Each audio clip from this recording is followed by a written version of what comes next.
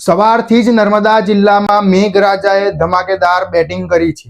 જિલ્લાના અનેક વિસ્તારોમાં સતત ભારે વરસાદ વરસી રહ્યો છે। હાલ પણ વરસાદ યથાવત ચાલુ છે। નર્મદા જિલ્લાના અનેક વિસ્તારોમાં પાણી ભરાઈ ગયા તેમજ રાજપીપળા શહેરના અનેક વિસ્તારોમાં પાણી ભરાઈ ગયા છે। ખાસ કરીને શહેરના નીચાણવાળા વિસ્તારોમાં મેન રોડ પર નાગરિક બેંક પાસે તેમજ દશામાના મંદિરની પાછળ આવેલા નીચાણવાળા વિસ્તારોમાં વરસાદી પાણી ઘૂસી જતા લોકોને ભારે હાલાકીનો સામનો કરવો પડી રહ્યો છે। વરસાદી પાણીની સમસ્યાનો સ્થાયી નિરાકરણ લાવવા તેમજ અસરગ્રસ્ત પરિવારોને યોગ્ય વળતરની ચૂકવવાની માંગ લોકોએ ઉઠાવી છે।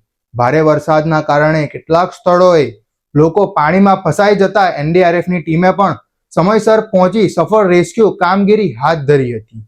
બીજી તરફ કરજણ ડેમમાં પાણીની સતત આવકને પગલે ડેમના 7 દરવાજા ખોલવામાં આવ્યા છે, જેના કારણે નીચાણવાળા ગામોમાં લોકોને સાવચેત રહેવા માટે એલર્ટ આપવામાં આવ્યું છે। જિલ્લા વહીવટીતંત્ર સતત પરિસ્થિતિ પર નજર રાખી રહ્યું છે અને બચાવ તથા રાહત કામગીરી માટે સંપૂર્ણ રીતે સતર્ક છે। નાગરિકોને પણ બિનજરૂરી બહાર ન નીકળવા તેમજ તંત્રની સૂચનાઓનું પાલન કરવાની અપીલ કરવામાં આવી છે।